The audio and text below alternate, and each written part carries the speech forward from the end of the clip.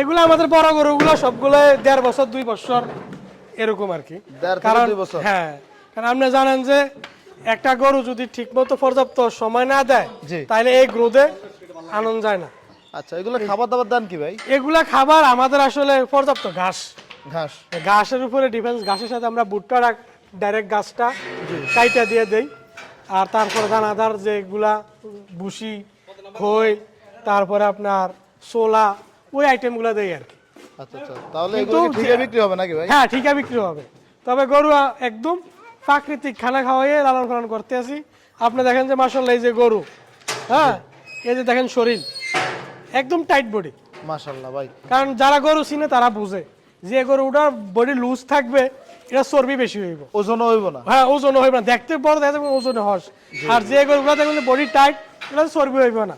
আর এটা আমরা দেখা গেছে পরীক্ষিত, যেহেতু আমরা 3 বছর গেছে, 4 বছর চলতে আছে, রিটার্ন কাস্টমার গুলো আমাদেরকে বলে যে না আমাদের গরু ওই পরিমাণ চর্বি হয় না। তো এই জন্যই বলবো যে যারাই গরু কোরবানি দিবেন, বড় দেন ছোট দেন, একবার কষ্ট করে হলে আমাদের খামারে আসেন, গরুগুলো দেখেন, অন্য কোনো গরু তো দেখেন, আমাদেরগুলো দেখেন, যদি ডিফারেন্স মনে হয় তাহলে নেন।